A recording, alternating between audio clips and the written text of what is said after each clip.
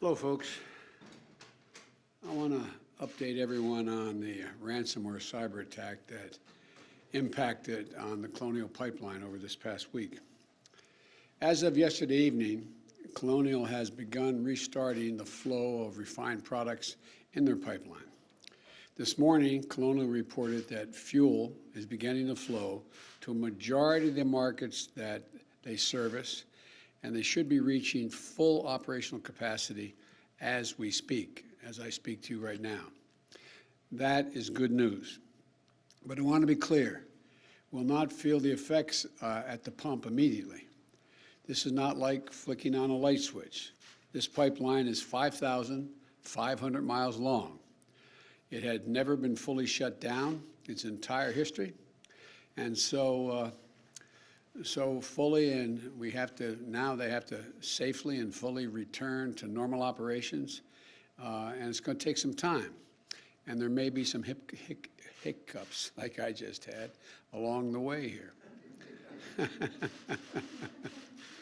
Still, we expect to see a region-by-region return to normalcy beginning this weekend and continuing into next week. In the meantime, I want to update you on what our administration is doing to accelerate this process, to mitigate shortages, and to protect you from price gouging, protect the American people from price gouging, all those along the line. First, we relaxed rules for pipeline operators to provide flexibility for emergency personnel to help manually get portions of the pipeline up and running earlier this week. Secondly, over the weekend, we reviewed and worked with the company to get a portion of the pipeline system from North Carolina to Maryland to operate under manual control and deliver its existing inventory. In addition, we put in place emergency orders that lifts the hours restrictions and allowed states to lift weight restrictions for tank truck drivers to be on the road. This allows those drivers to work more and carry more fuel to the affected regions. Third, the Environmental Protection Agency issued a targeted 20-day waiver of standards in several states to give fuel suppliers more flexibility to use available fuels where they're needed, which will boost the fuel supply. And those last two actions have made tens of millions of gallons of additional fuel available each day to be able to be distributed. Put another way, the extraordinary measures the administration has taken, we estimate, sent enough gas to stations to fill the tanks of over 5 million vehicles in the last few days. Fourthly, as part of an effort to use every possible means to accelerate fuel deliveries, last night I granted a waiver of the Jones Act to fuel suppliers. This allows non-U.S. flagged vessels to transport refined fuel products from the Gulf of Mexico to affected areas, and we'll grant additional waivers if necessary. These steps are temporary, but they will remain in place until full service is fully restored. This is a whole of government response to get more fuel more quickly to where it's needed and to limit the pain being felt by American customers. Now, here's what drives the driver in the states that are affected. Here's what you can do, the drivers. Don't panic, number one. I know seeing lines at the pumps or gas stations with no gas can be extremely stressful, but this is a temporary situation. Do not get more gas than you need in the next few days. As I said, we expect the situation to begin to improve by the weekend and into early next week, and gasoline supply is coming back online, and panic buying will only slow the process. And I also want to say something to the gas stations. Do not, I repeat, do not try to take advantage of consumers during this time.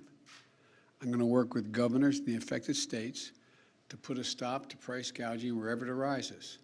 And I'm asking our federal agencies to stand ready to provide assistance to state-level efforts to monitor and address any price gouging at the pump. Nobody should be using this situation for financial gain. That's what the hackers are trying to do. That's what they're about, not us. That's not who we are. And as for the people who carried out this attack, The FBI has released details on the attack so others can take steps to prevent from being victimized like Colonial has been. We do not believe, I emphasize, we do not believe the Russian government was involved in this attack, but we do have strong reason to believe that the criminals who did the attack are living in Russia. That's where it came from. We're from Russia. We have been in direct communications with Moscow about the imperative for responsible countries to take decisive action against these ransomware networks. And we're also going to pursue a measure to disrupt their ability to operate. And our Justice Department has launched a new task force dedicated to prosecuting ransomware hackers to the full extent of the law. And finally, let me say that this event is providing an urgent reminder of why we need to harden our infrastructure and make it more resilient against all threats, natural and man-made. My administration is continuing to safeguard our critical infrastructure, the majority of which is privately owned and managed, like Colonial Pipeline. Private entities are in charge of their own cybersecurity, and we know what they need. They need greater private sector investment in cybersecurity. And that's why we launched a new public-private initiative in April that is focusing on strengthening cybersecurity in the electric sector for natural gas, for pipelines, as well as water systems and other lifeline sectors. And last night, I signed an executive order to improve the nation's cybersecurity. It calls for federal agencies to work more closely with the private sector to share information, strengthen cybersecurity practices, and deploy technologies that increase reliance against cyber attacks. It outlines innovative ways the government will drive to deliver security and software, using federal buying power to jumpstart the market and improve the products that all Americans use. To assist in this urgent work of protecting our nation against cyber attacks, I'm calling on the United States Senate to move quickly to confirm Chris Inglis as our National Cyber Director and Jen Easterly to be the Director of Cybersecurity and Infrastructure Security Agency at the Department of Homeland Security. In America, we've seen critical infrastructure taken offline by floods, fires, storms, and criminal hackers. In Texas last month, we saw what happens when storms hit power systems that aren't fully modernized or ready for the threats of extreme weather with tragic results. Now we're seeing the effect of criminal hackers with gas lines throughout the the Southeast. And we're in a competition with China and the rest of the world to win the 21st century economically. And we're not going to win it in competing with an infrastructure that is out of the 20th century. We need a modern infrastructure. My American Jobs Plan includes transformative investments in modernizing and securing our critical infrastructure. Later this afternoon, I'll be meeting with Republican senators to discuss ways we can move forward on modernizing the infrastructure we have today and building the infrastructure we need for tomorrow. I'm willing to negotiate, as I've indicated yesterday to the House members and to the leadership. But it's clearer than ever that doing nothing is not an option. Again, we expect things to return to normal over the next several days. I will be monitoring Colonial's progress and the federal government's support every step of the way. So stay strong. Help is on the way. We're going to get through this as we always do as Americans, and we're going to do it together. And it's going to be quick. God bless you all, and may God protect our troops. Mr. President, you said that hackers are believed to be living in Russia. At what point does the U.S. start to try to inflict pain on governments who allow this sort of thing to happen in their territory? We are working to try to get to the place where we have sort of an international standard, that governments, knowing that criminal activities are happening from their territory, that we all move on those criminal enterprises. And I expect that's one of the topics I'll be talking about with President Putin. Are you confident that Putin was not involved? Are you confident that Putin was not involved?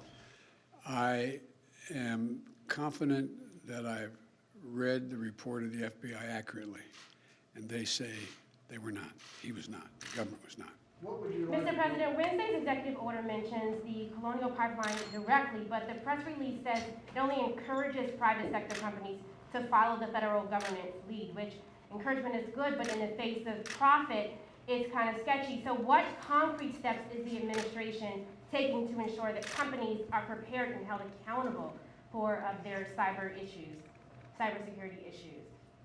You've asked three different questions in that one thing, I think, as I understand it.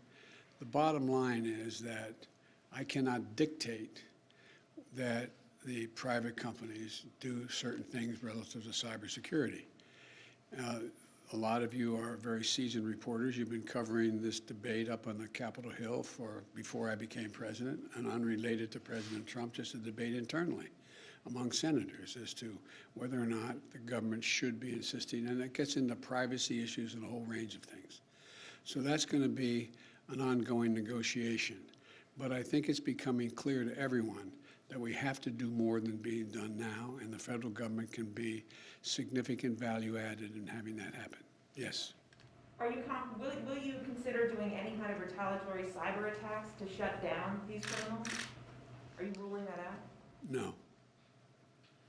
Is Prime Minister Netanyahu doing enough to stop this violence there from escalating? I had a brief conversation with him yesterday, and I have my intelligence community, the Defense Department, as well as the State Department, have been in contact with all of their counterparts not only in Israel, but in the region. And one of the things that I have seen thus far is that there has not been a significant overreaction. The question is how we get to a point where they get to a point where there is a significant reduction in the attacks, particularly the rocket attacks that are indiscriminately fired into population centers. But I expect I'll be having some more discussions. And we haven't just spoken with the Israelis, with the Egyptians, the Saudi, and others. So it's a work in progress right now. So thank you all so very much. Mr. President, would you take one more on the ransom? Were you briefed on the fact that the company did pay the ransom? I have no comment on that. Thank you. Thank you, sir.